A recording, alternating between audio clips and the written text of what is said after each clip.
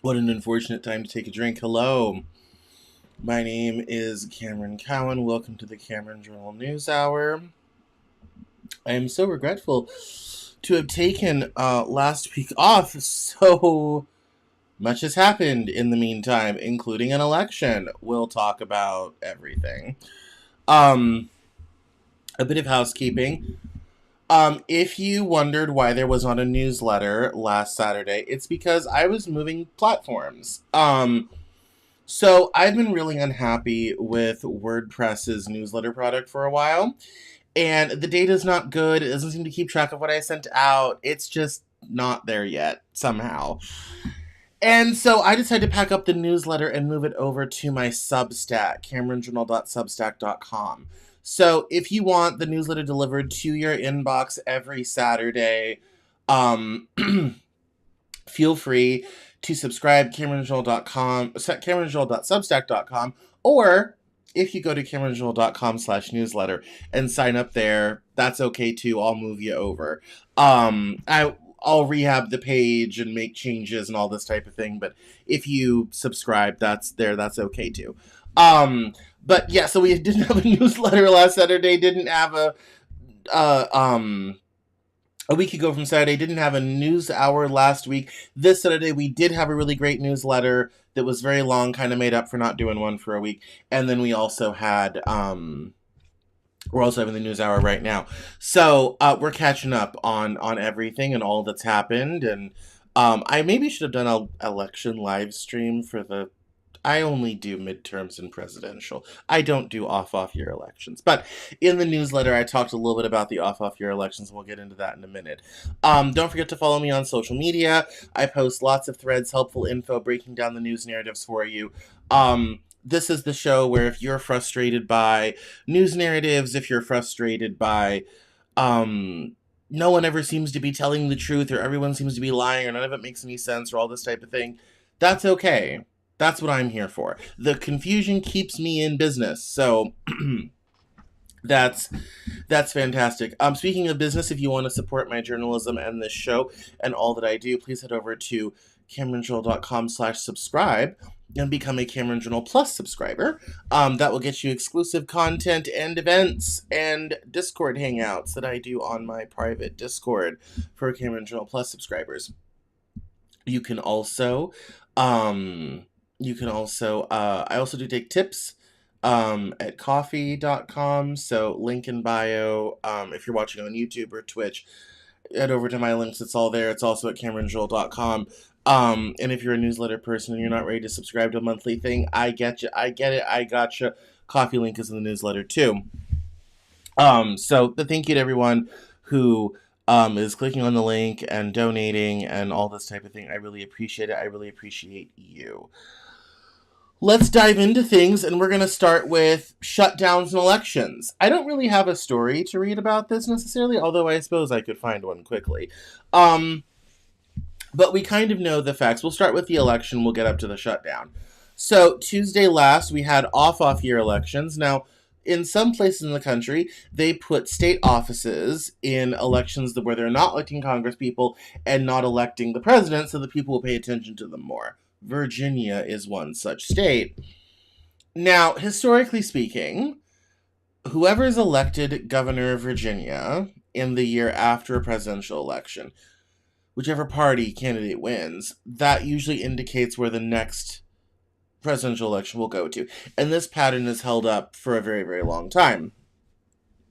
Good news for Democrats. Abigail Spanberger became the first woman to be governor of the Commonwealth of Virginia, beating out Winsome Sears, who had been lieutenant governor under Youngkin. And that was a historic moment. I think that was her second run at that office. And so that was a significant win. And if the historical pattern remains true, is great news for Democrats in 2028.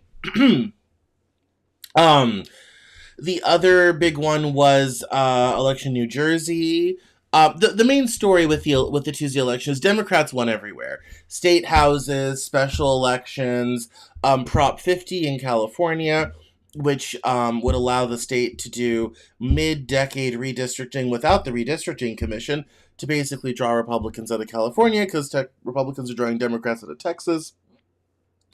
Did go through with 60% of the vote. On the night of, President Trump tried to say there was something wrong with the vote in California, all this type of thing, that there was, if Carolyn Leavitt literally got on and was kind of like, well, there's fraud in California. That's just a fact. It's California. There's been no evidence of that. It's the 2020 playbook. If you say there's a problem long enough, people will stop believing in elections, at least the ones that you don't win. So that is 110% a whole fun thing that they're trying to do. Although I noticed that narrative died quite quickly. So the election was on Tuesday. That narrative didn't last more than about 24 hours. Although I'm sure that there will be other things and whatnot as time goes on. Hang on one moment. I'm gonna.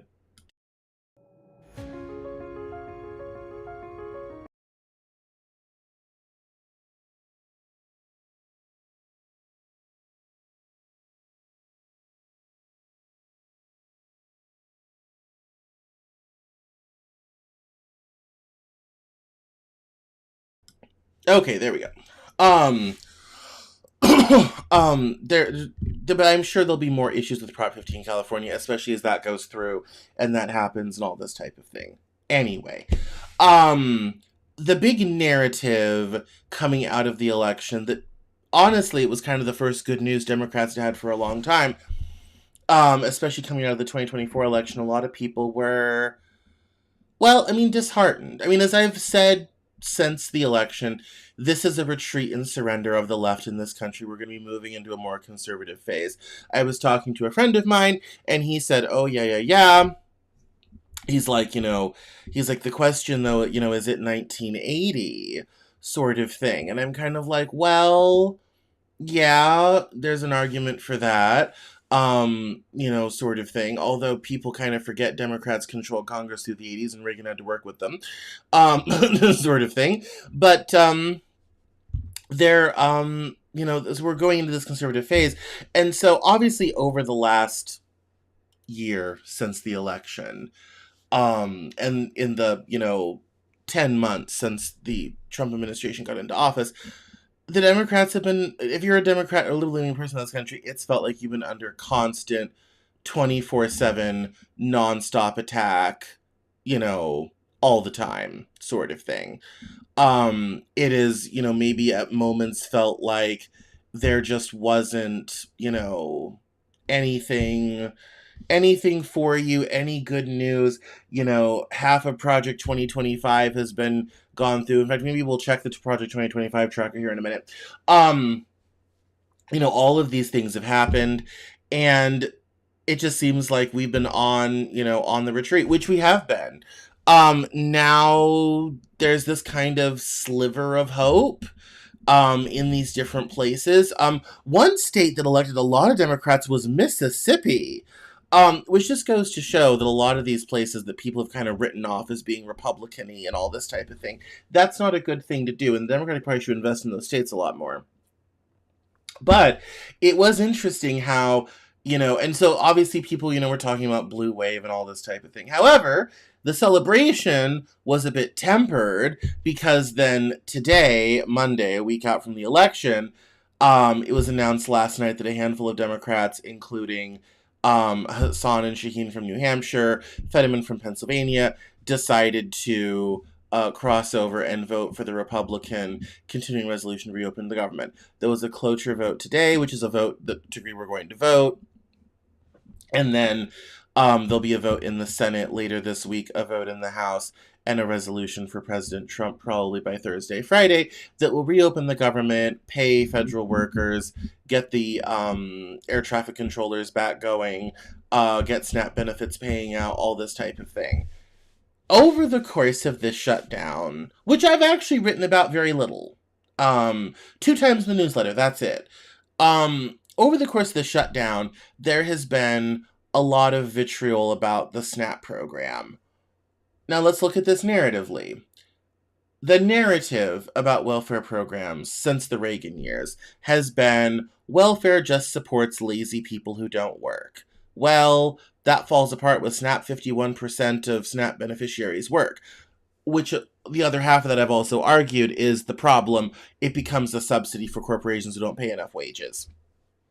A lot of fun has been made of people who receive SNAP benefits. There's been lots of comical videos of people being like, just get a job, sort of thing, not realizing half of SNAP people have jobs.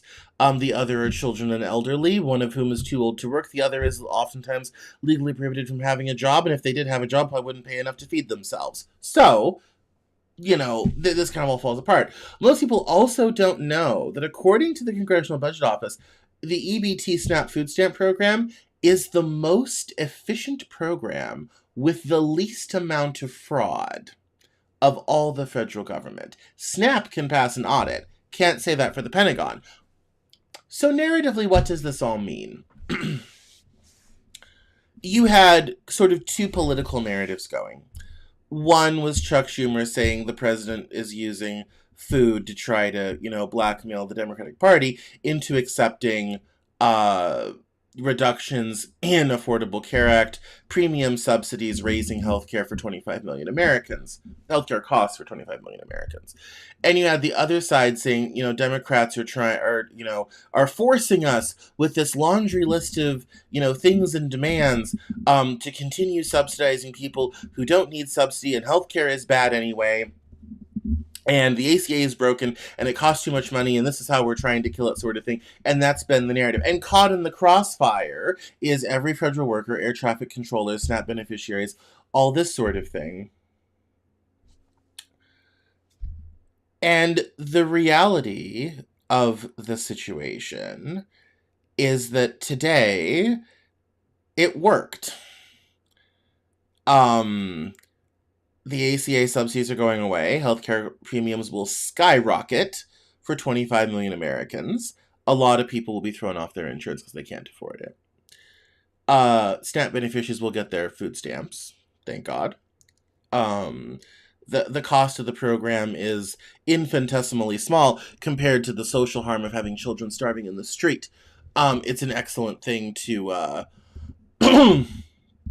it's an excellent thing to pay for. And like I said, it is the most efficient government program with the least amount of fraud. Unfortunately, this is also woven through the hot issues of the day. So in the middle of this off year election where we have gerrymandering in California, because of gerrymandering in Texas, we have a government shutdown, SNAP benefits, which also is intersected with immigration. We have all of these issues sort of weaving together in this tangled web like snakes in a pit. We were just watching Indiana Jones the other weekend. All like snakes in a pit, just all roiling around. And two things come to mind. One, Americans pay a lot of taxes for comparatively little payoff. We actually are taxed as much as the Europeans when you count local to federal, and we do not have the social safety net. So most people look at it and say, I don't want to pay tax, just let me keep my money, sort of thing. And you have a lot of people being like, why should I work so people can eat who aren't working? It's like, well, do you really want a mother with 3 children trying to sell her children on the road because she can't feed them? Because that used to happen more often than you think. We already have a problem with children showing up to school hungry and all this sort of thing. And of course, everyone's been talking about every person they know that was a scammer or didn't deserve it or was selling their card or whatever have you, blah, blah, blah. All of this focus has been here for so long. And then the other thing is how all of this has become a proxy for all of these other issues. And so now we have this situation where, and I even saw this kind of as it was coming across the wires last night, that the government was going to reopen, is you have, people, some Democrats feeling betrayed because they wanted Schumer and company in the Senate to hold the line. They finally got some leverage. They were able to do something and they finally hold the line. And they haven't. They've basically folded and caved. And which some people said, oh, I guess that's our reward for electing them all over the country, sort of thing. And but then you also have this sort of fractious idea around taxation, what these programs mean, why do we need them, why do we have them. And I think this is a situation where people have forgotten how uncivilized things used to be. People have forgotten how bad things used to be. Um Probably because they never lived in a world where these programs didn't exist. And this is the type of thing where when it does its job very well, you never know it's there.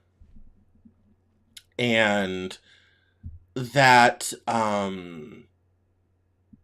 that makes talking about these programs in a competent way very difficult. It also makes it very hard in the context of this political moment where we're talking about immigration in a way that we never talked about before. We're talking about welfare programs, which involves immigration in ways that we never have before. We're all treading over all this new ground, so anything that happens gets blended through this lens. And I think the thing that disappoints me the most is in all of these things that are said and whatnot is how, I don't want to say selfish, but maybe that's the only word, how selfish everyone is being. And I think part of that's out of survival. We're in very tough economic times, inflation is high, money is scarce for a lot of people. We have layoffs happening, the job market is not good, people can't find jobs, but somehow more immigrants are coming in on visas because there's no Americans to fill these jobs, sort of thing, and that kind of enters into it as well. And there's American ideas about independence and self-sufficiency and what does it mean to live in a society, and what is society's responsibility to its citizens, what is the government's responsibility, what should we be doing for each other. And obviously if you're liberal you think that's a lot of things, if you're not it's a lot of other things. And that even gets into things like Zohran Mamdani and his election as mayor of New York, and his idea of having city-owned grocery stores and city buying apartments, and having free buses and all this sort of thing. And him being a democratic socialist, and companies saying they're going to leave New York, and a million people saying they're going to leave New York, and all of these things. But then also in the midst of all of this, you have Marjorie Taylor Greene asking when her party's going to deliver for the American people. And 2 weeks ago when I did this show, I did a whole segment where I'm kind of like, why am I agreeing with Marjorie Taylor Greene? Yes. Yes. Yeah. So now, as I was telling someone, what we're really seeing now is we're getting populism from both sides. In terms of things aren't good. We want to be able to live and get ahead and make stuff happen. And we just aren't, we're just not there. And so now people are looking to their government to solve these issues. But the reality is that in order to solve them, you need a lot of money, which involves taxes, which is not going to make your donors very happy. And it involves really changing the calculus of society that we've had for the last 45 years with neoliberalism. Of no, we can't just have a country where everything is low tax and trade is free and open and all this sort of thing, and people are willing to come and go because the market will fix it all as people get paid more and they'll make their own decisions. And and it's kind of funny, in 45 years we've gone from get government off your back to people being like, we'd like some government on our backs please, sort of thing, because people just can't live anymore. And I have a tweet about recessions and economics, and we'll circle back to that subject. But I think narratively speaking, it's interesting that we have populism coming from both sides, but we have negative reactions to populism. We have this government shutdown thing over healthcare subsidies and Democrats folding on it. And so what does all this mix-up mean? It means we're in a very unique, and I would say very precious, political moment where big change becomes possible, where being able to have an effect and a meaningful change on society, on our relationship with government, our relationship with society, finally becomes possible because enough people are really demanding it. Now, obviously, we're still a ways away because the government just hiked the healthcare premiums of 25 million people, and Chuck Schumer and Democrats went along with it. And that's going to leave, Democrats feeling a bit burned. But I think it's very interesting that we're kind of seeing these narratives, even immigration. And America First really is about putting Americans at the fore and doing better for citizens and not just people in general. So now we're getting to this place where maybe we can have a competent discussion about what our society can be. And we might be able to have a competent discussion about what government can do and what government could do for us. And that is a very interesting political place. Unfortunately, like I said, we're not necessarily ready maybe for that conversation as much as we would like to be, given present circumstances. But I guarantee you this. All of these things, SNAP, healthcare, housing, affordability, this is all going to figure into 2026. Now, if you're the Democrats, this is great news. But, as we're going to see in a video from Chris Cuomo, the how to get there and how much to listen to the far left, where most of these ideas originate from, could be up for some debate. So with that in mind, let's go to that Chris Cuomo video, actually. And let's listen, we'll talk.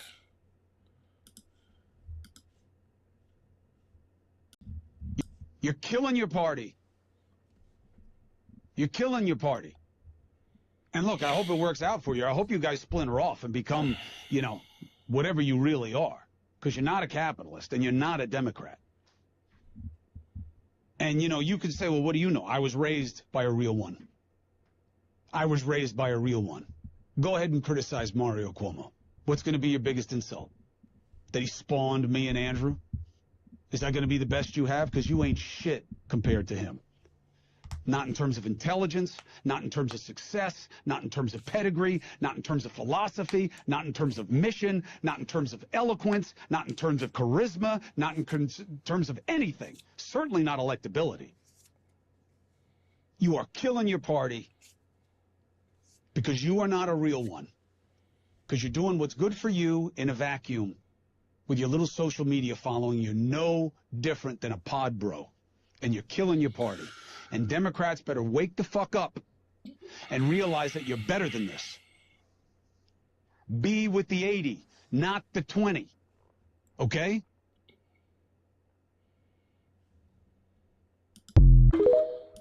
And bearing in mind the context of this post is, you're not capitalists and you're sure as hell not Democrats.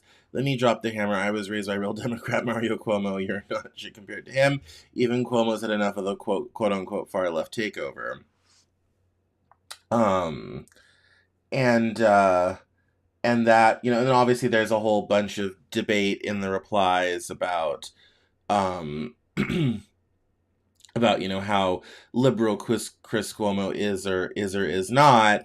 And far left people being like, yeah, well, the left is still the problem.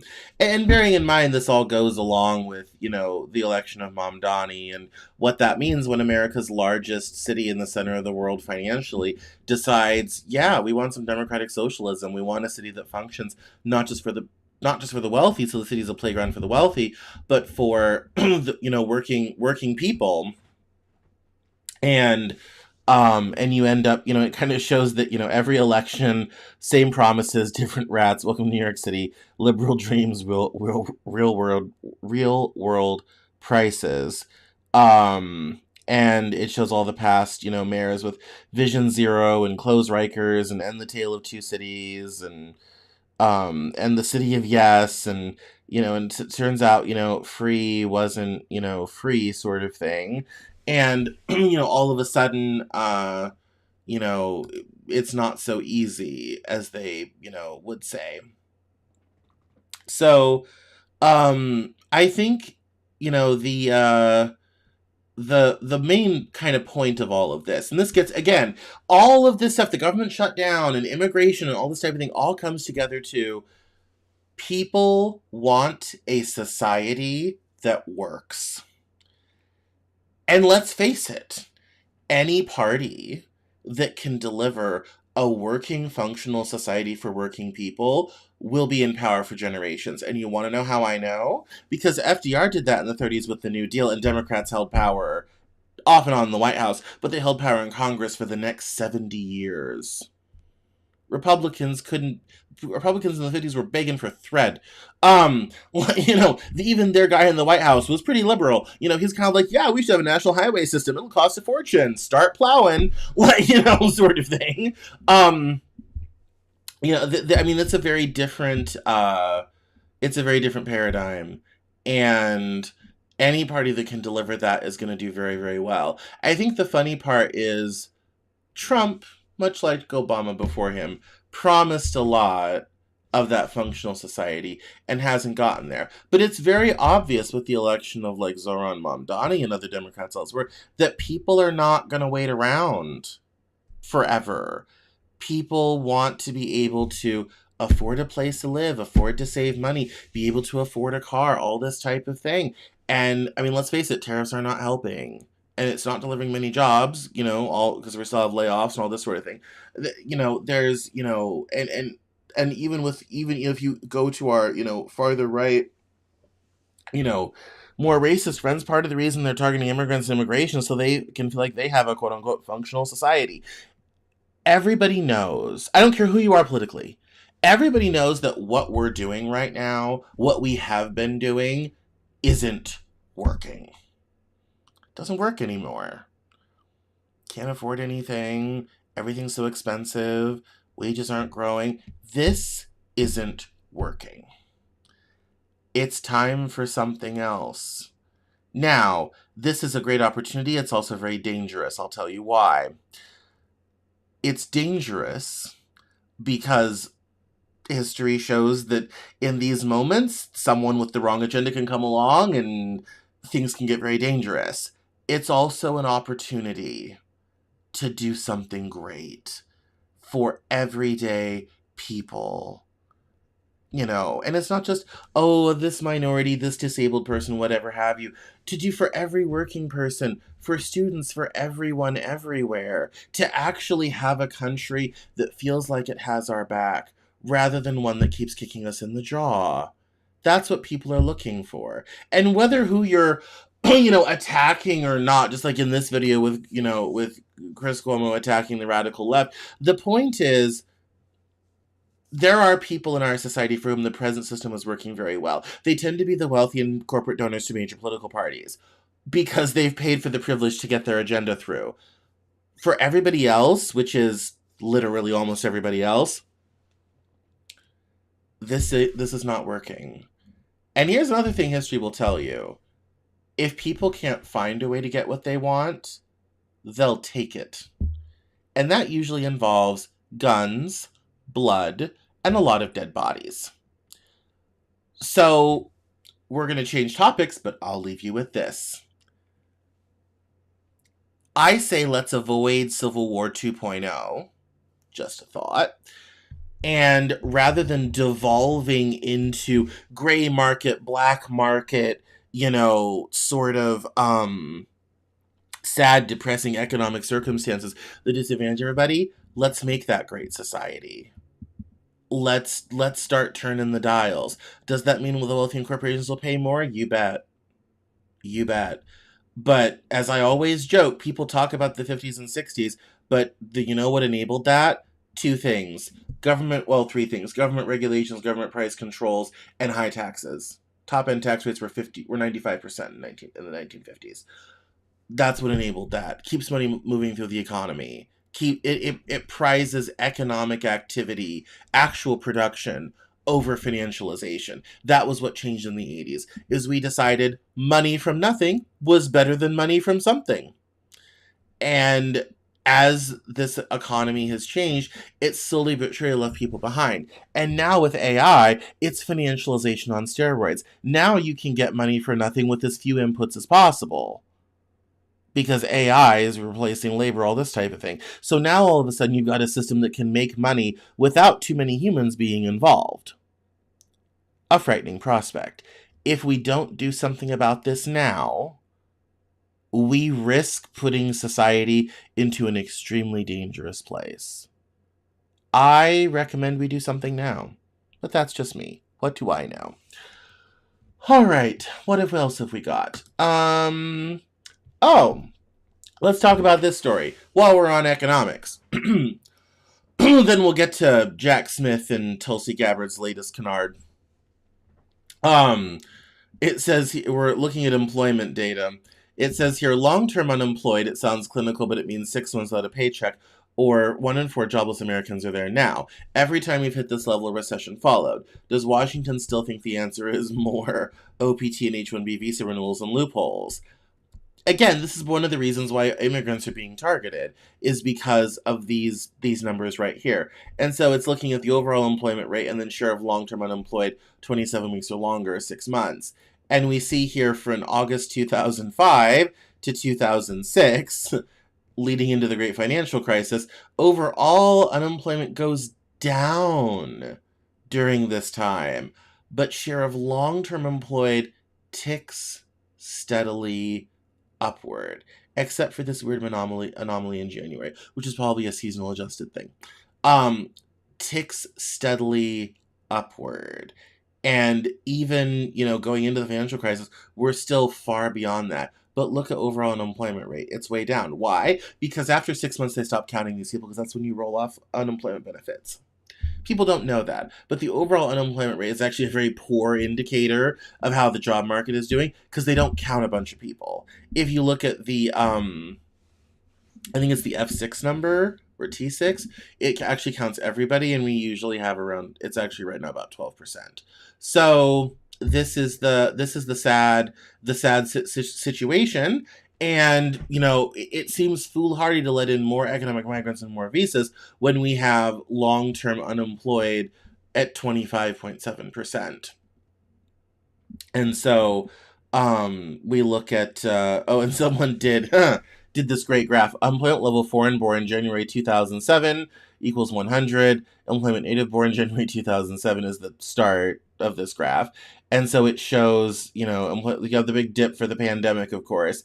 And then you have native-born unemployment, rising back up out of the pandemic. But then you see this huge spike. And it was already quite much larger. There's this gap here. And now it's just absolutely huge, And I love this picture because it says, AI isn't taking your jobs. And, kind of without comment sort of thing. And this person points out, in case you're wondering, kids, we're at Great Depression levels of unemployment. True. And it's kind of funny because as we talk about having a functional society and having a place where you can get a job, buy a house, get ahead, all this type of thing, all of a sudden, everyone's looking around at me kind of like, hey, I can't get those things. I can't have those things. I work hard. I'm willing to show up, all this type of thing. And the reality, and I talk about this in my book, America's Lost Generation, is you're now competing with the whole globe for labor. Here's the problem. American labor is the most expensive in the world, which means it can literally be undercut by anyone. Literally. Just don't be an American and you'll automatically be cheaper, and you can get paid half of an American's wage and feel like you're doing very, very well. The $60,000 job can now be paid an immigrant for $30,000. The $100,000 job can be paid an immigrant at $50,000. Where does that extra money go? Into the pockets of shareholders. Simple as. And I've always said you will never, ever, ever solve immigration until you get corporate America off the teat of cheap labor. It's that simple. If you want to slow down immigration, you've got to get corporate America off cheap labor. It's that simple. Once you do that, then things can change. But as long as they require cheap labor, they will do whatever they have to do to get a hold of it, including offshoring, which is now the latest new thing. Send it to Mexico, send it to India, anything to keep labor costs down. And especially with AI, you now have two things pressuring labor costs. One is global competition, and the other one is AI. Because now they're looking at the headcount and looking at different job positions and say, can AI do it? If no, can we offshore it? If no, then it gets to stay. If yes, one of those two things will be an option. Where does this leave the everyday working American? Bereft. Unfortunately. And this is why the calls to stop this are louder and louder. And I feel sorry that immigrants are becoming targeted in all of this, but the reality is people look at all of these new people, all of these new neighbors, all of this immigration, and at this point they're saying, yeah, you're taking my job. And one would argue they're not entirely incorrect about that. Now, I want to kind of tick over onto Stephen Miller and the, Trump administration, all this sort of thing, because I found this post rather interesting. So this is one of those Twitter accounts that is always posting some emergency alarmist sort of thing because you interact with it, of course. And this clip from Stephen Miller is rather interesting. So we'll back it up and watch. The Democrat Party has become dangerously, violently radicalized. And you're right, Sean. I get death threats every day. My wife gets death threats every day.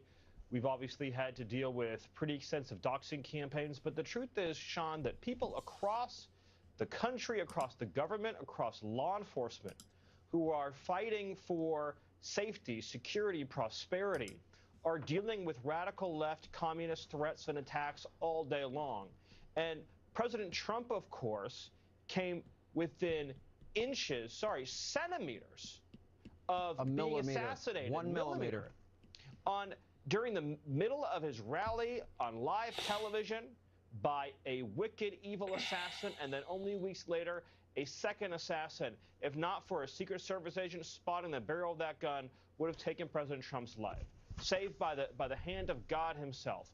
We are dealing with a party that is so extreme that considers its opponents to be its mortal enemies, that dehumanizes its opposition, that justifies violent attacks against federal law enforcement, assaults against ICE and Border Patrol, that sides over and over again with criminal aliens, MS-13 gangbangers. Look at how they venerated and worshipped and praised the MS-13 child smuggler that they dubbed the Maryland Dad, somebody who beat his wife and smuggled children and was a member of a terrorist organization, and they held him up as their hero. This is a dangerous party. This is a dangerous movement. And what you're seeing in New York City with Mamdani, that is the future. A party that believes in no bail, a party that believes in no jail, a party that believes in no borders. But here's one group they do want to put in jail. They're political enemies. And it's funny because the comment section is a mix of things, but when we talk about putting political opponents in jail, I would submit to him the 2016 Trump campaign with lock her up. Like, there's a reason we got to this moment in the political country. And I'm not saying Stephen Miller's all right or all wrong, although I disagree with him on some of his facts. But we got here in a very specific set of circumstances. And we didn't arrive here necessarily by accident either. The reality is, when you have someone in political life who's willing to say anything that feels good, anything that draws a crowd, anything that draws a headline, anything that keeps the $1 billion of free media coverage that he got in 2016 going, thank you mainstream media, you enter very dangerous territory because you erode belief in elections. you enter very dangerous territory because you give permission for things that were hitherto taboo and unspeakable. And I'm not saying that there are not far left types who, cheer on political violence against Republicans, because that's true. And we need no look further than the Charlie Kirk scandal to see how that happens. And as everyone knows, I condemn that behavior in the strongest sense. Despite the many disagreements I have with Charlie Kirk. He never deserved to be shot or killed for it. That's not what this country is about. And I did a whole hour of this show just on him. And I would say, that old phrase, every accusation is a confession. There is a lot of that rhetoric who started with the right first. And unfortunately, what it does is it creates a society where that becomes permissible. And when that becomes permissible, a lot of people who hitherto would have felt uncomfortable to say that when it kept their mouths shut, believed that, they might have that private thought and never speak it out loud because for fear of what people would say, all this type of thing, all of a sudden the court comes off. And this is true of racism. This is true of political violence. This is true of a great many things. And we've now gotten to this place where this type of thing is regularly aired on television. And when you start saying that your political opponents are a dangerous party and a dangerous movement, what you start to do is give permission for people to do really terrible things. Now, my Republican colleagues and my conservative friends would say, but Cameron, isn't that what the left has been up to? Yes, and that's the problem. And I can go back into the history that we can start talking about Greenpeace in the 70s and how they stopped underwater nuclear testing, okay? I can talk about globally how this has occurred. I have a degree in insurgency and counterinsurgency. That's a whole rabbit hole. Perhaps I should do an hour on that at some point.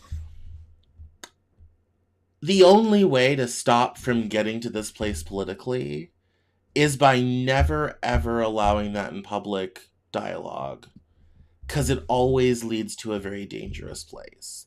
I will never countenance anyone who thinks all Republicans should be killed.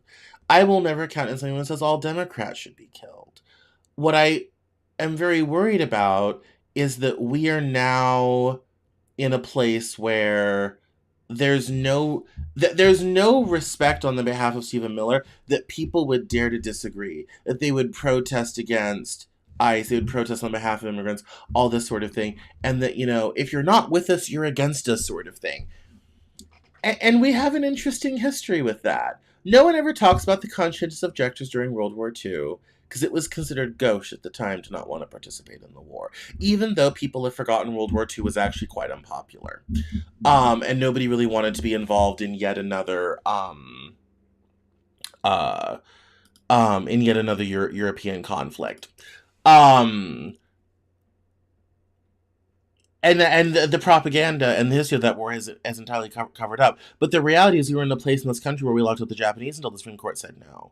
We put the fire hose of water to conscientious objectors. We have completely erased them from the history books because they didn't agree with the party line.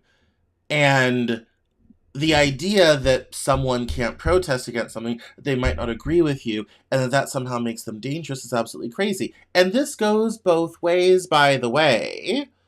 The fact that many people on the Democratic Party and the far left think it's crazy to not agree with them is also dumb. This is the thing about Republican, small r, Republican democracy, is that you have to come to consensus. You have to have debate. You have to work with people that you disagree with.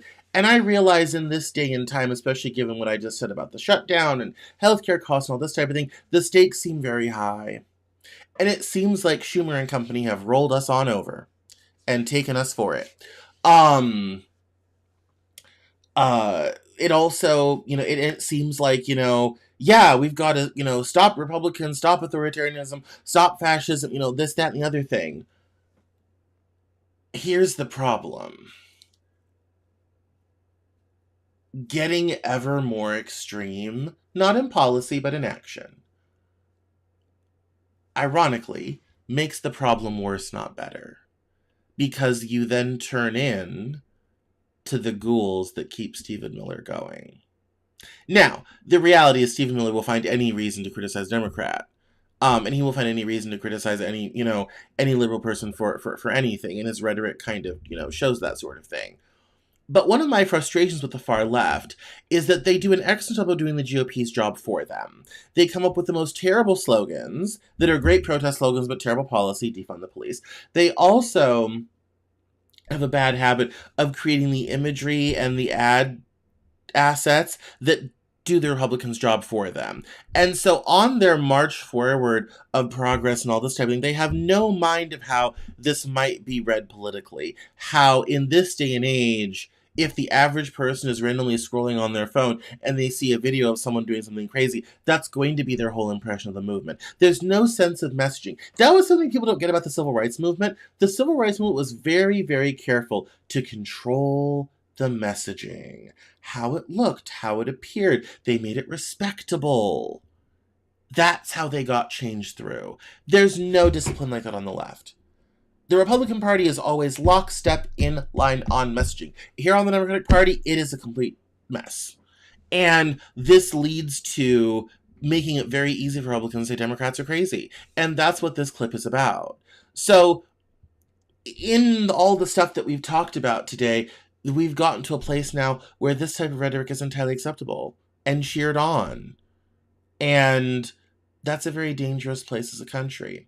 Speaking of danger in the country, we're not going to do Jack Smith right now. Let's check into Tulsi Gabbard for a minute. So, Tulsi Gabbard has been on the bandwagon that the Obama administration tried to overthrow the government, and that they did everything they could to keep Trump out, which is really not true at all, but that's what that's been her latest ballywick. So we're going to listen to her latest statement, and then we'll talk. We look at where we are now. Over the last several weeks, we've declassified and released documents that exposed how President Obama and leaders in the intelligence community knowingly manufactured a false intelligence document after the 2016 election was done, after the American people said, no, we want Donald Trump to go and be our commander-in-chief, not Hillary Clinton. And this manufactured document alleged that Russia aspired to help President Trump win the election with the aim of undermining his presidency and usurping the will and the voices of the American people who sent Trump to the White House. We look at where we are now over the last several weeks. It is quite obvious that having gone through the documents and on this show and all this type of thing, it is quite obvious that her task is to do her level best to undo the Russia narrative, the Russia hoax, and to also reinforce that not just the 2020 election was stolen, but that the 2016 election was almost stolen. And here's what's kind of funny about all this, is if the Democrats are so good at rigging elections and depriving people of political office, they're horrifically inconsistent about it. So we tried to get rid of you in 2016, and that didn't work. So now we're going to get rid of you in 2020, we're going to rig the election, but then not rig it for 24? Or rig the 2022 midterms? I mean, are they just lazy? Or is it more likely that that's not really what's going on here?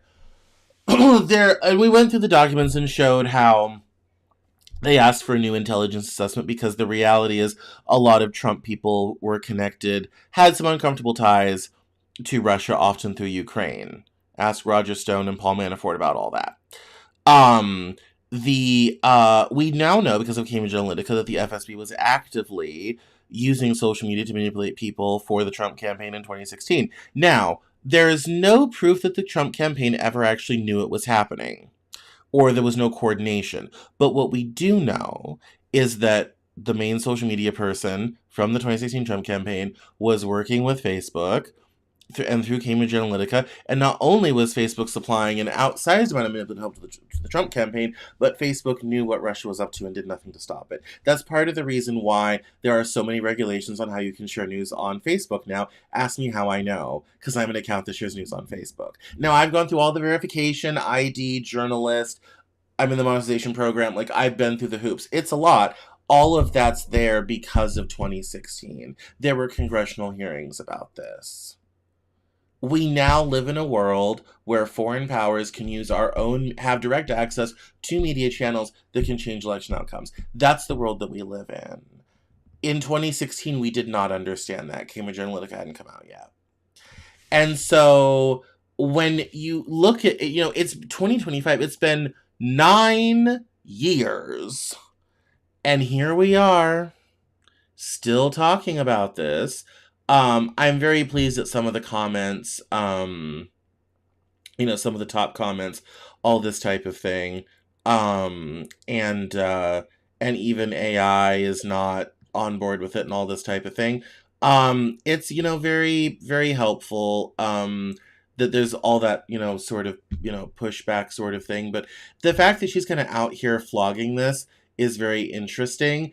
And they did that one document dump, but then didn't do any others. So, it's kind of like, okay, if you've got more receipts, maybe release those and maybe there'll be something. But the point is there isn't really anything. They're trying to clean up a narrative. And that's why I always say it with me now, news is a narrative. That's why they call it a story. That's, all part and parcel of this. And that is, quite concerning. All right. Speaking of Russia,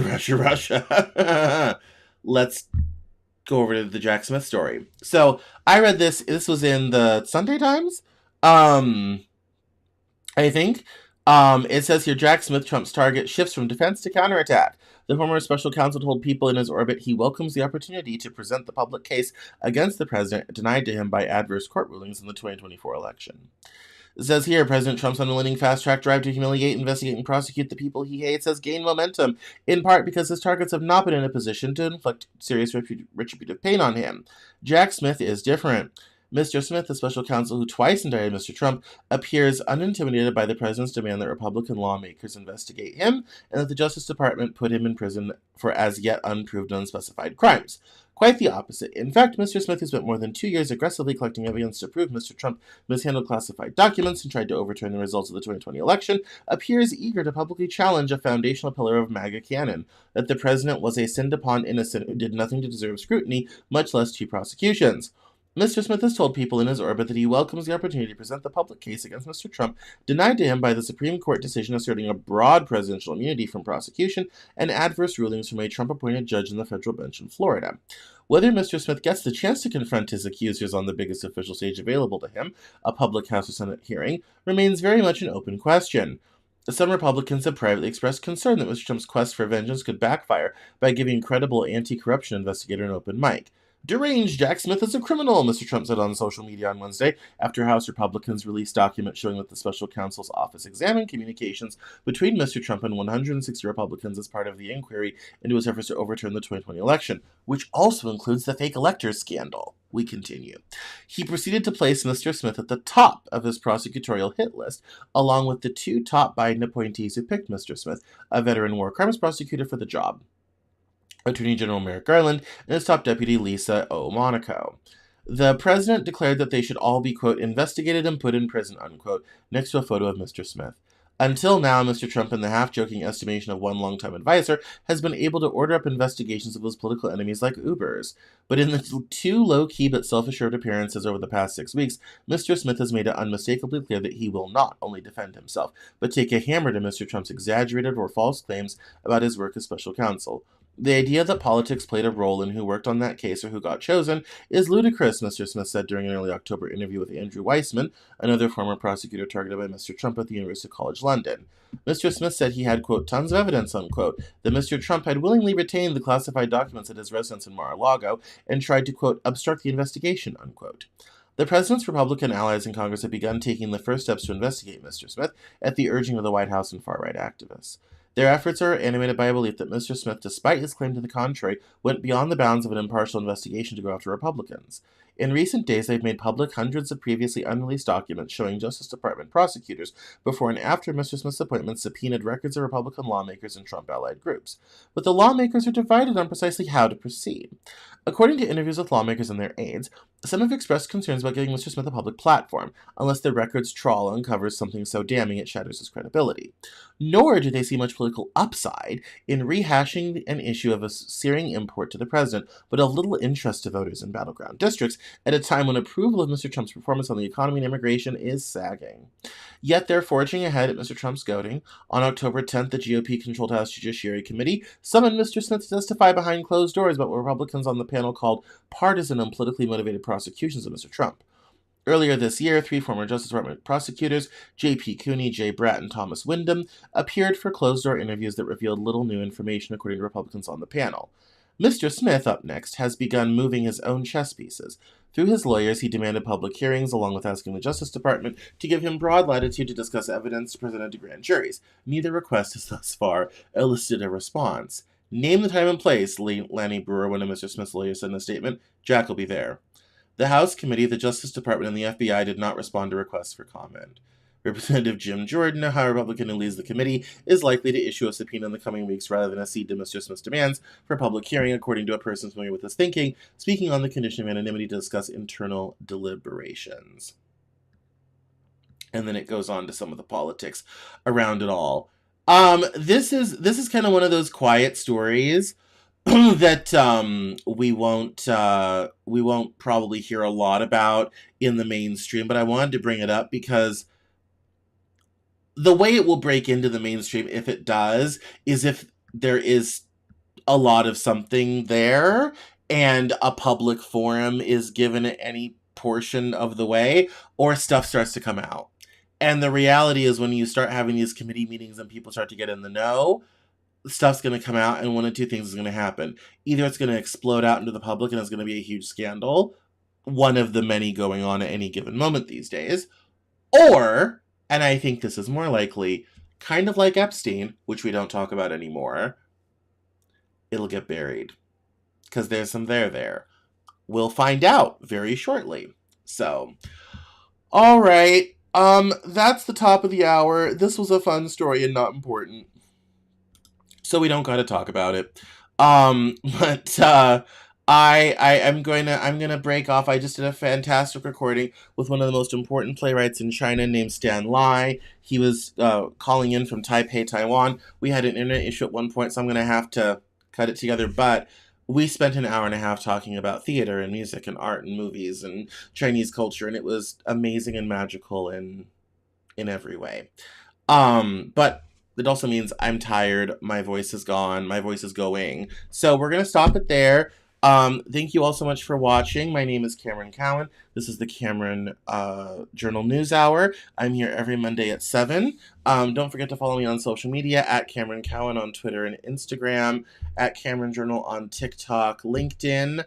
And I will see you on Wednesday for The Living Joke with Will and Connor. We have a great show for you this week, and I will see you next Monday on the Cameron Journal News Hour. There's no interview today because I've not finished editing new podcast episodes. I just finished a couple this afternoon. So keep an eye out. There will be new interviews this week with all sorts of great people, all sorts of new authors. It's going to be exciting. Thank you all so much for watching. I'll see you next time. Bye-bye now.